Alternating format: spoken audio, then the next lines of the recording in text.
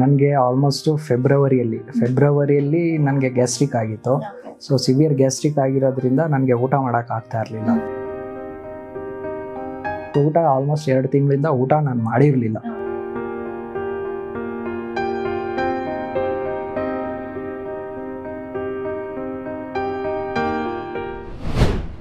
ನಮಸ್ಕಾರ ವೀಕ್ಷಕರೇ, ಇವತ್ತು ನನ್ನ ಜೊತೆ ಪೇಷಂಟ್ ಇದ್ದಾರೆ. ಸೊ ಇವರು ಎಲ್ಲಿಂದ ಬಂದಿದ್ದಾರೆ, ಸೊ ನಮ್ಮ ಹಾಸ್ಪಿಟಲ್ ಬಗ್ಗೆ ಹೇಗೆ ಗೊತ್ತಾಯ್ತು ಅವ್ರಿಗೆ ಅಂತ ಅವ್ರತನೇ ಕೇಳೋಣ. ಹಲೋ ಸರ್, ನಮಸ್ತೆ. ನಮಸ್ತೆ ಮೇಡಮ್. ಸರ್ ನಿಮ್ಮ ಹೆಸರು? ನಮ್ಮ ಹೆಸರು ವಿಜಯ್ ಕುಮಾರ್ ಅಂತ ಹೇಳಿ. ಎಲ್ಲಿಂದ ಬಂದಿರೋದು? ನಾನು ದೇವನಹಳ್ಳಿಯಿಂದ ಬಂದಿರೋ. ವಯಸ್ಸು 32. ಸರ್, ಫಸ್ಟ್ ನಿಮ್ಗೆ ಈ ರೀತಿ ಹುಷಾರಿಲ್ಲ ಅಂತ ಯಾವಾಗ ಗೊತ್ತಾಗಿತ್ತು? ನನಗೆ ಆಲ್ಮೋಸ್ಟ್ ಫೆಬ್ರವರಿಯಲ್ಲಿ ನನಗೆ ಗ್ಯಾಸ್ಟ್ರಿಕ್ ಆಗಿತ್ತು. ಸೊ ಸಿವಿಯರ್ ಗ್ಯಾಸ್ಟ್ರಿಕ್ ಆಗಿರೋದ್ರಿಂದ ನನಗೆ ಊಟ ಮಾಡೋಕ್ಕಾಗ್ತಾ ಇರಲಿಲ್ಲ. ಸೊ ಅದರಿಂದ ಹಾಸ್ಪಿಟಲಲ್ಲಿ ಅಡ್ಮಿಟ್ ಆಗಿದೆ ನನಗೆ.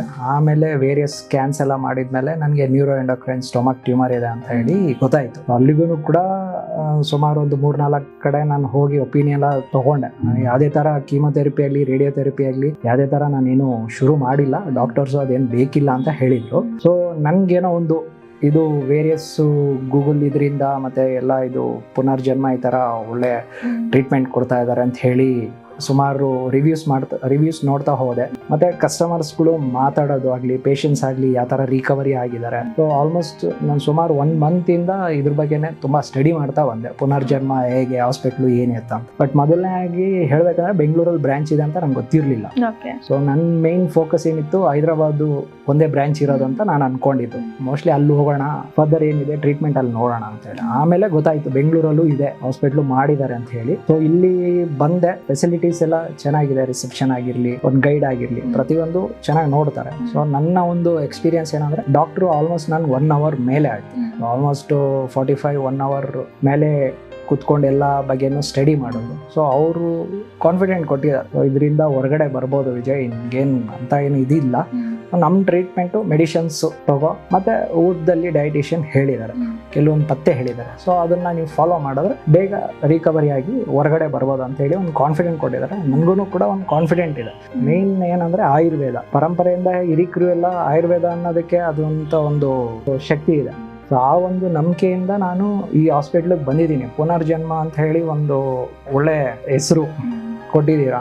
ಸೊ ಪುನರ್ಜನ್ಮ ಅಂದರೆ ರೀಬರ್ತ್. ಸೊ ನಾವೊಂದು ಇದರಿಂದ ಲೈಕ್ ಹೇಳ್ಬೇಕಂದ್ರೆ ಅದೊಂದು ಹೆಸರು, ಒಂದು ಒಳ್ಳೆ ಇದರಿಂದ ನನಗೂ ಒಂದು ಒಳ್ಳೆ ಲೈಫ್ ಸಿಗುತ್ತೆ, ಫ್ಯೂಚರಲ್ಲಿ ಚೆನ್ನಾಗಿ ಆಗ್ತೀನಿ ಅಂತ ಒಂದು ಫೇತ್ ಇಟ್ಕೊಂಡು ನಾನು ಈ ಹಾಸ್ಪಿಟ್ಲಿಗೆ ಬಂದಿರೋದೇ ಹೊರತು ಅಷ್ಟೇ ನನಗೆ ಯಾರೋ ಹೇಳಿದ್ರು ಅಂತಿಲ್ಲ. ನಾನು ಸ್ಟಡಿ ಮಾಡಿದೆ. ಸೊ ನನಗೆ ಗೂಗಲ್ ರಿವ್ಯೂಸ್ ನೋಡಿದೆ, ಕಸ್ಟಮರ್ಸು ಪೇಷಂಟ್ಸ್ ರಿಕವರಿ ಆಗಿರೋದು ನೋಡಿದೆ. So treatments. ಸೊ ಇನ್ನೊಂದು ಏನಂದರೆ, ನಿಮ್ಮ ಮೆಡಿಸಿನ್ ಸೈಡ್ ಎಫೆಕ್ಟ್ಸ್ ಇಲ್ಲ, ಎಲ್ಲ ರಾಸಾಯನಿಕ ಇದರಿಂದ ಮಾಡ್ತಾ ಇದ್ದೀರಾ. ಸೊ ಹಾಗಾಗಿ ಖಂಡಿತ ನಾನು ಸಜೆಸ್ಟ್ ಮಾಡೋದೇನೆಂದರೆ, ಬರಬೇಕು, ಎಕ್ಸ್ಪೀರಿಯನ್ಸ್ ಆಗಬೇಕು. ಇನ್ನೊಬ್ರು ಹೇಳೋದಂತಲ್ಲ, ಬಂದು ನೀವು ಎಕ್ಸ್ಪೀರಿಯನ್ಸ್ ಆಗಿ ಡಾಕ್ಟರ್ಸ್ ಹತ್ರ ಮಾತಾಡಿ ಬರಬೇಕು. ಏನಂದರೆ ಒಂದು ನಂಬಿಕೆ ಇಟ್ಟು ಬರಬೇಕು. ಹೋದ್ರೆ ಸರಿ ಹೋಗುತ್ತೋ, ಹೋಗಿಲ್ಲ ಸರಿ ಹೋಗುತ್ತೋ ಅಂತಲ್ಲ. ಇವಾಗ ನಾನು ಮಂಗಳೂರು ಹೋರಾಡಿದ್ದೀನಿ, ಬೆಂಗಳೂರು ಹೋರಾಡಿದ್ದೀನಿ, ಎಲ್ಲ ದೊಡ್ಡ ದೊಡ್ಡ ಹಾಸ್ಪಿಟ್ಲ್ಗಳು ನೋಡಿದ್ದೀನಿ, ದೊಡ್ಡ ದೊಡ್ಡ ಡಾಕ್ಟ್ರುಗಳು ನೋಡಿದ್ದೀನಿ. ಸೊ ನಾನು ಹೇಳೋದೇನೆಂದರೆ, ಬನ್ನಿ, ಎಲ್ಲರೂ ಯಾರೇ ಆಗಲಿ ಬನ್ನಿ. ಪುನರ್ಜನ್ಮ ಆಯುರ್ವೇದ ತುಂಬ ಜನಕ್ಕೆ ಒಳ್ಳೇದು ಮಾಡ್ತಾ ಇದ್ದಾರೆ. ನಾವು ಒಂದು ಫೇತ್ ಇಟ್ಕೊಂಡು ಬರಬೇಕು. ಇವಾಗ ಏನೇ ಮಾಡಬೇಕಂದ್ರೆ ಫೇತ್ ಬೇಕು, ನಂಬಿಕೆ ಬೇಕು. ಏನೋ ಒಳ್ಳೇದಾಗುತ್ತಪ್ಪ ಅಂತ ಹೇಳಿ ಒಂದು ಫೇತ್ ಇಟ್ಕೊಂಡು ಬಂದರೆ ಖಂಡಿತ ಒಳ್ಳೇದಾಗೇ ಆಗುತ್ತೆ.